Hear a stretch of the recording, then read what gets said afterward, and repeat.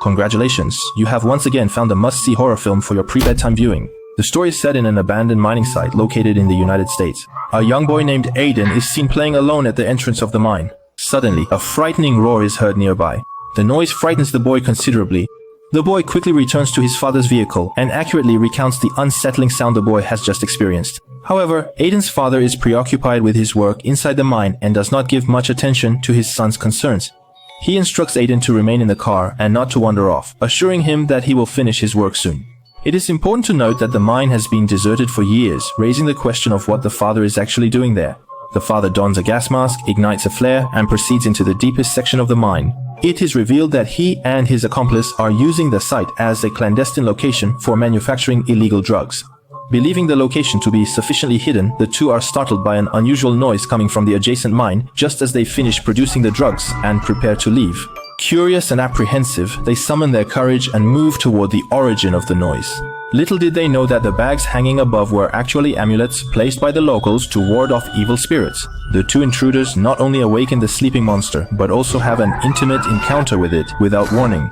After a series of terrifying screams, the mine falls completely silent. Noticing that his father has not returned for a considerable amount of time, Aiden becomes increasingly anxious. After hesitating, the boy ultimately decides to enter the mine by himself. At that moment, several sparks emerge from the mine, foreshadowing further developments in the story. The narrative then advances 3 weeks into the future. The main female character, Kelly, has recently returned to her hometown. Today is her first time teaching a class in her new role as a teacher. In her class, there is a very quiet student named Lucas.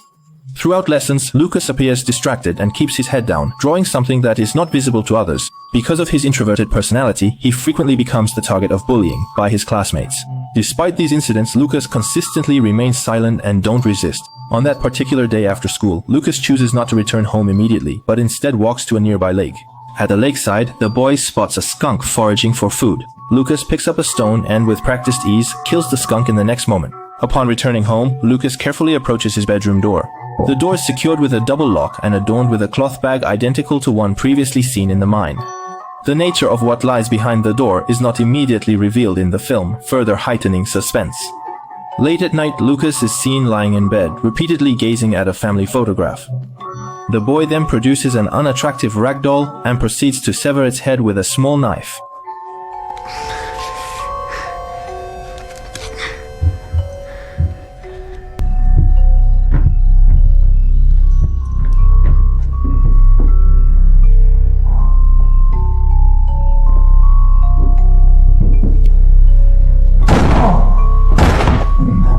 Number 1. The scene now transitions to the main character, Kelly. Kelly's family home is filled with a sense of oppression. It is revealed that Kelly had an unhappy childhood. Her father, who has passed away, suffered from a mental illness and caused significant emotional harm to Kelly during her formative years. If it were not for her brother Paul, the town's sheriff, inviting her back, Kelly might still be living far from her hometown. Number 2. The story progresses to the following day in the classroom. Kelly asks her students to share any fairy tales or horror fables they are familiar with. Aware that Lucas enjoys drawing, she invites him to share the story depicted in his artwork. Although his classmates expect him to remain silent, Lucas bravely stands up to speak. The boy describes a story involving 3 bears, the father bear and his 2 children, Bear 1 and Bear 2. The family of 3 lived happily together in a cave, until one day the father bear and Bear 2 suddenly became ill. Their organs began to rot and turn black, causing them to become both bloodthirsty and extremely aggressive. Bear 1, who was not affected by the illness, was left alone to search for food for the family. After hearing the story, Kelly realizes that Lucas may be experiencing harm within his family, similar to her own childhood experiences. Number 3. After school, a student known for bullying others discovers that someone has put an animal carcass in his backpack. He turns around and happens to see Lucas secretly watching them. Believing Lucas is responsible for the prank, he immediately pushes Lucas against the door. Fortunately, Kelly intervenes promptly, preventing Lucas from suffering additional harm.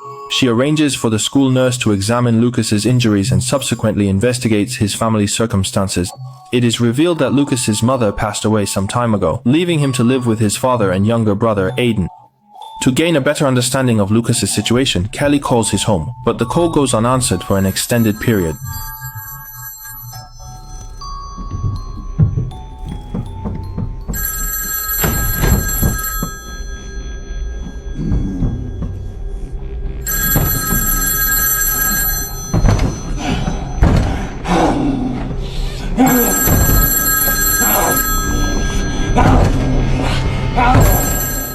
It appears that the individual locked inside the room is Lucas's ailing father. Concerned for Lucas, Kelly discreetly followed the boy as he returned home. She observed Lucas hesitating outside the ice cream shop and invited the reserved boy to join her for ice cream.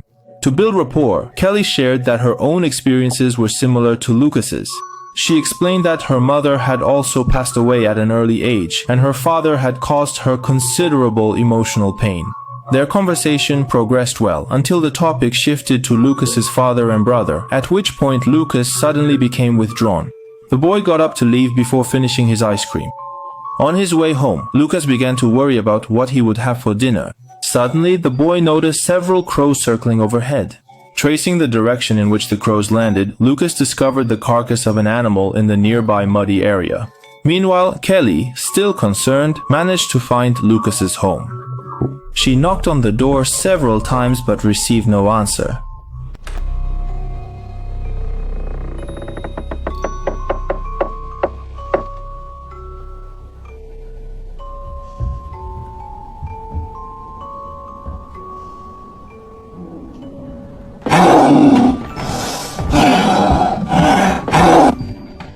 Hello? The screams and violent banging noises coming from inside the house compelled Kelly to leave immediately. She made the rational choice to leave. It is quite uncommon for characters in horror films to remain rational and clear-headed. Shortly after, Lucas also arrived back at the house. He used a knife to chop the decomposed corpse he had found into smaller pieces. Afterward, he put on his father's miner's helmet and carefully entered the room with the locked door.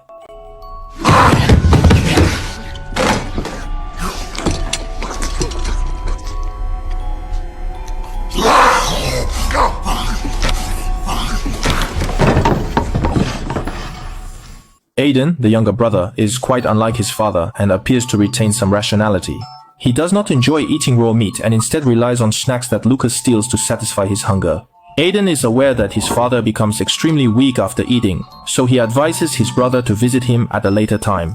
Lucas quickly exits the room and with trembling hands locks the door. The boy crouches in the hallway outside the door, continuing to work on his drawing. Suddenly there was a knock on the door. My brother was hungry again. Lucas understands that the illness afflicting them prevents them from ever feeling truly satiated.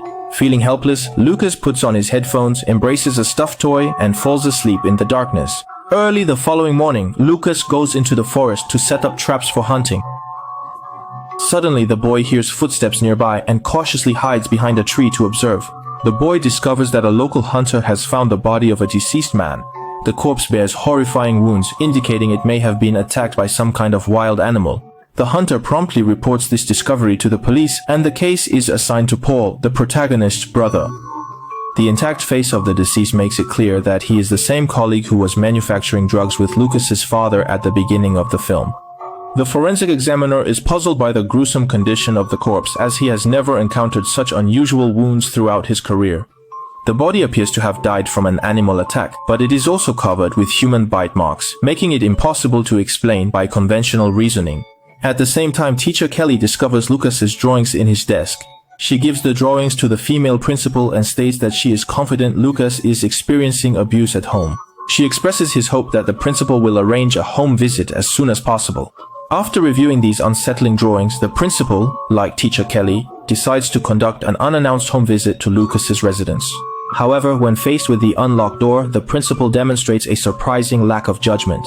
She enters the room with noticeable anxiety. A strong stench of decay fills the air, but she continues forward until he finds a locked door. The principal soon hears the sound of a boy crying and disregards his own safety. She immediately unlocks the door and enters the room. The bloody handprints on the walls and the cold, damp, abnormal environment do not deter the principal. She quickly discovers Lucas's younger brother Aiden. Gazing into Aiden's pitiful eyes, the principal remains completely unaware of the danger looming behind him.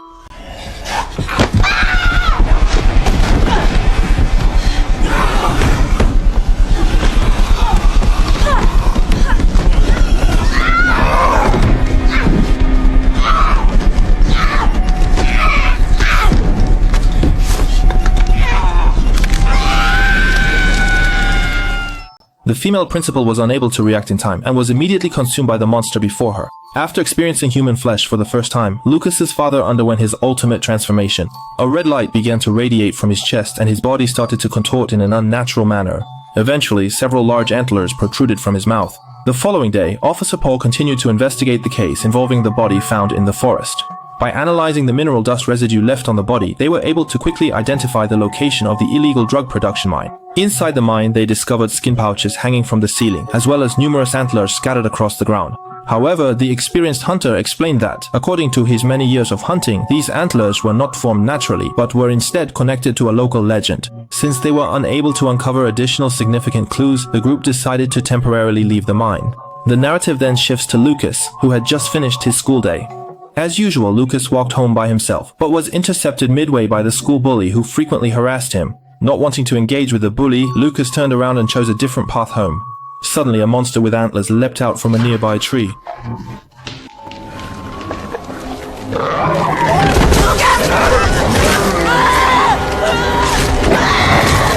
At this point, Lucas was still unaware that the monster the boy had just encountered was, in fact, his transformed father. When Lucas noticed the principal's car parked outside his home, he was immediately overcome with a sense of impending doom. Lucas hurried into the house to investigate, only to discover that his father had already taken his younger brother and escaped.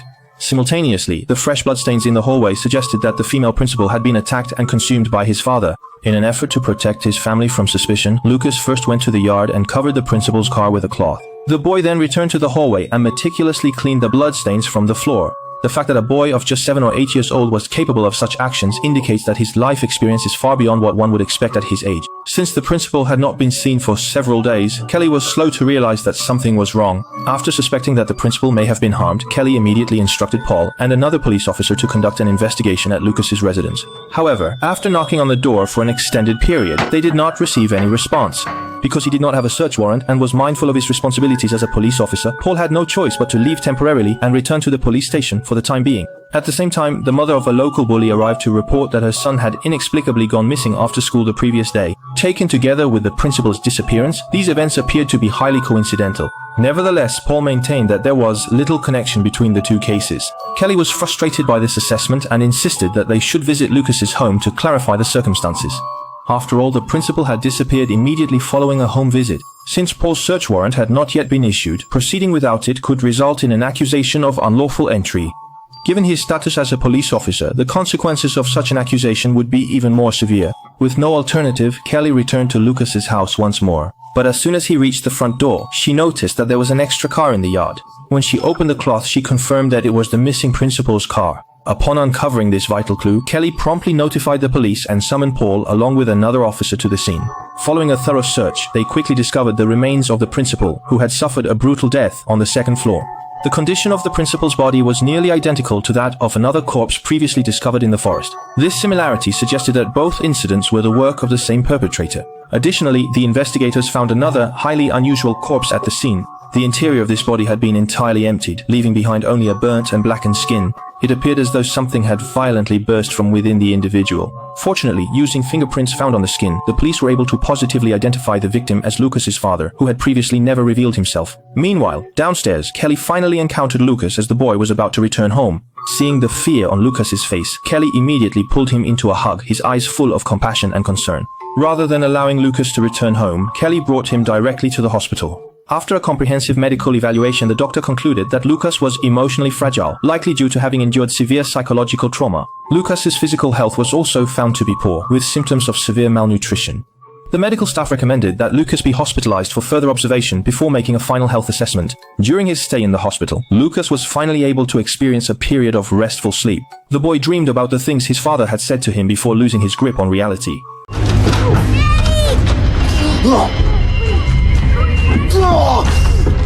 Guys, you have to give me a second. Daddy's just sick.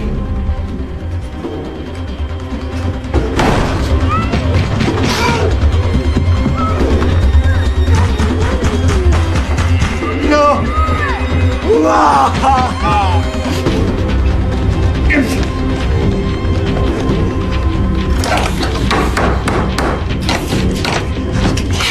Daddy's very sick.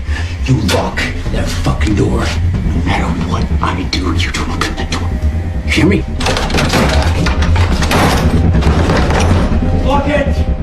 However, as time passed, Lucas was unable to resist and eventually opened the door. Fortunately, at that moment, the father still retained a sense of rationality. Upon discovering that his younger son Aiden had also been infected by the virus originating from the mine, the father confined both himself and Aiden together.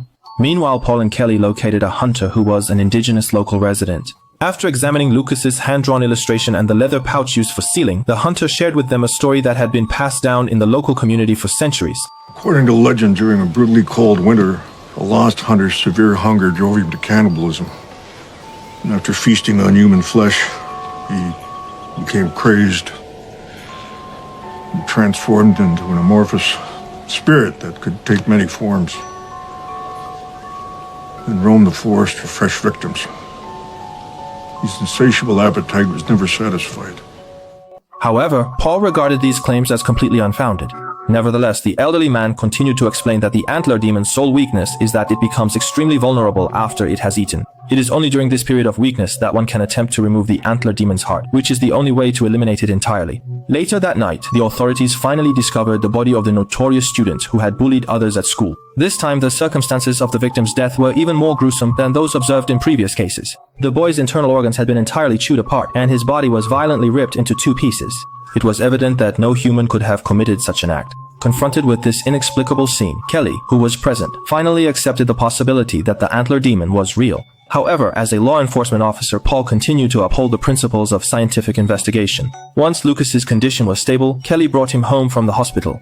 Meanwhile, Paul met with the town mayor to discuss possible approaches for addressing these incidents.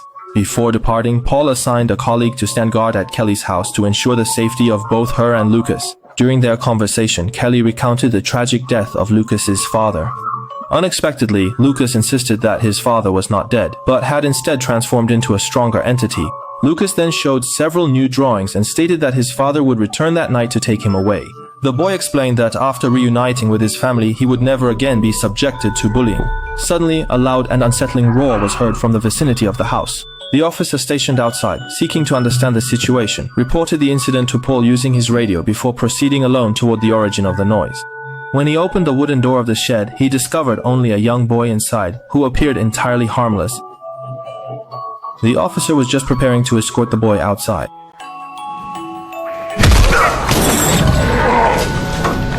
The police officer was unable to call for help and was immediately killed on the spot. Paul promptly returned to the shed after receiving information via the walkie-talkie. Inside, Lucas seized a moment when Kelly was distracted and suddenly ran outside in an attempt to reunite with his family. At that moment, Paul entered the shed and saw the boy, Aiden. However, in the very next moment, Paul was forcefully struck by the monster and thrown aside. This unusual tactic of using one's own son as bait was unprecedented. Fortunately, Paul was wearing a bulletproof vest and did not suffer critical injuries from the impact. Before Paul could recover, the monster launched another assault.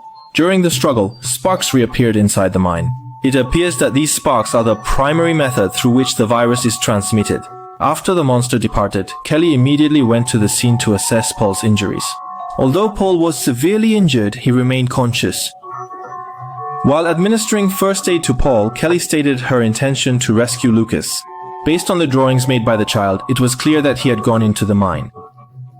Concerned for Kelly's safety, Paul insisted on accompanying her.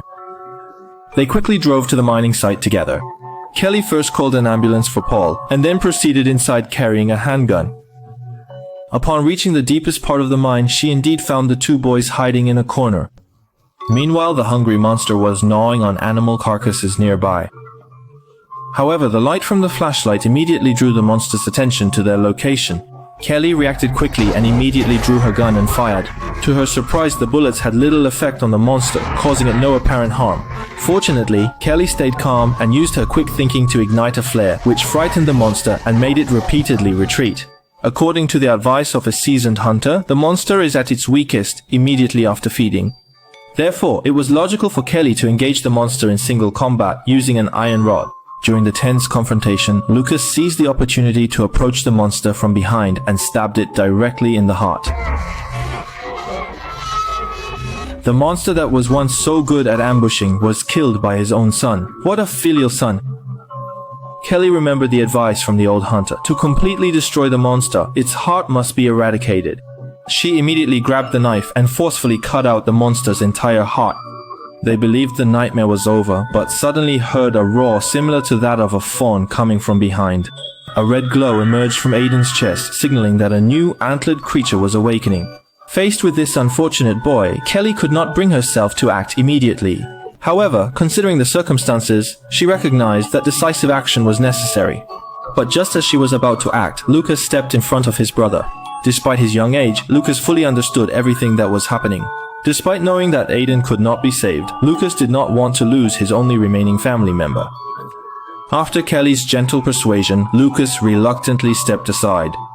Ultimately, with deep sorrow, Kelly stabbed the knife into Aiden's heart. I'm so sorry.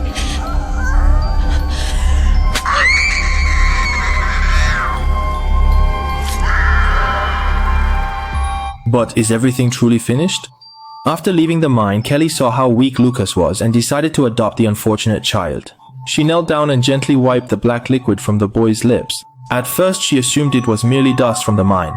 However, when Paul coughed up a significant amount of black blood, it became clear that the story of the antlered monster was only beginning. In fact, the creature depicted in the film is called the Wendigo. This entity is not a fictional creation, it is inspired by ancient legends from Native American cultures. According to legend, the Wendigo is formed when a person engages in cannibalism. It is characterized by insatiable greed and a willingness to descend into corruption. The film skillfully associates this monster with the activities of an illegal drug manufacturing operation. The father's physical decline closely parallels the destructive effects that drug abuse can have on a person. Although the father is portrayed as someone who would go so far as to lock himself away in order to protect his son, this is merely a superficial impression given to the audience. In reality, he was not as noble as he appeared. For example, his younger son Aiden was of school age, but the father never permitted him to attend classes. Instead, he used his younger son as a cover to help transport drugs. The older son was allowed to go to school solely to prevent the townspeople from becoming suspicious. Therefore, the film Antlers is far more than a straightforward story. Overall, this film is quite recommended.